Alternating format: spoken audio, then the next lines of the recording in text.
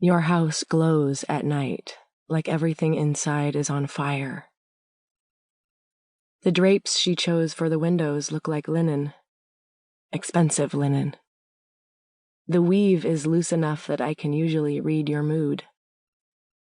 I can watch the girl flip her ponytail while she finishes homework.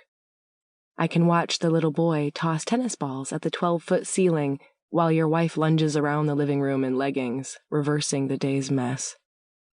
Toys back in the basket. Pillows back on the couch. Tonight, though, you've left the drapes open. Maybe to see the snow falling.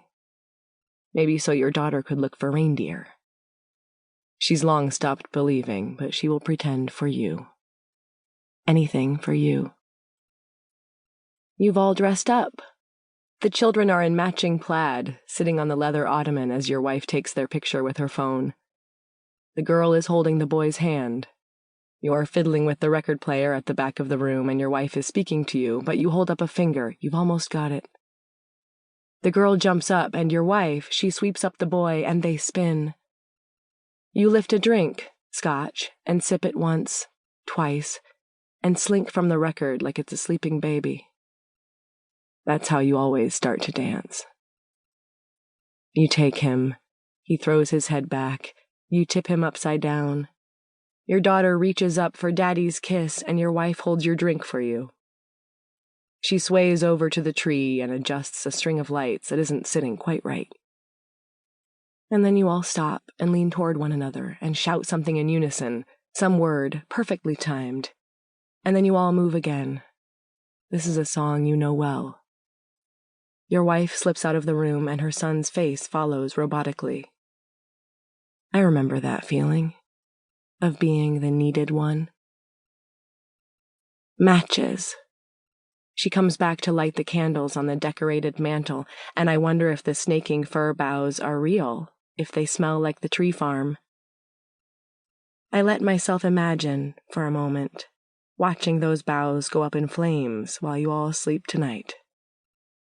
I imagine the warm, butter-yellow glow of your house turning to a hot, crackling red. The boy has picked up an iron poker and the girl gently takes it away before you or your wife notices. The good sister. The helper. The protector. I don't normally watch for this long, but you're all so beautiful tonight and I can't bring myself to leave. The snow. The kind that sticks. The kind she'll roll into snowmen in the morning to please her little brother. I turn on my wipers, adjust the heat, and notice the clock change from 7:29 to 7:30. This is when you'd have read her The Polar Express.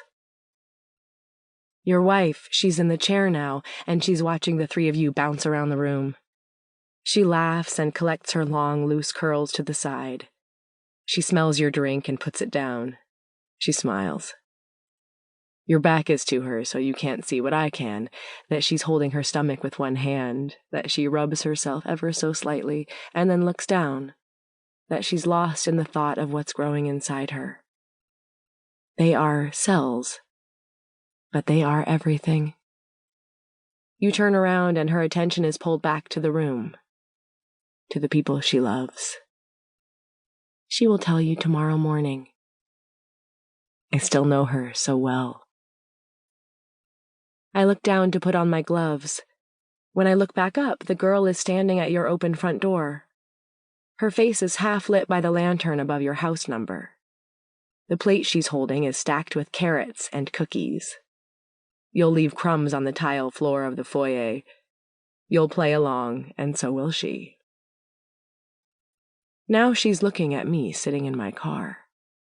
She shivers. The dress your wife bought her is too small, and I can see that her hips are growing, that her chest is blooming. With one hand, she carefully pulls her ponytail over her shoulder, and it's more the gesture of a woman than a girl. For the first time in her life, I think our daughter looks like me. I put down the car window and I lift my hand, a hello, a secret hello. She places the plate at her feet and stands again to look at me before she turns around to go inside, to her family. I watch for the drapes to be yanked closed, for you to come to the door to see why the hell I am parked outside your home on a night like tonight. And what, really, could I say? I was lonely. I missed her. I deserved to be the mother inside your glowing house.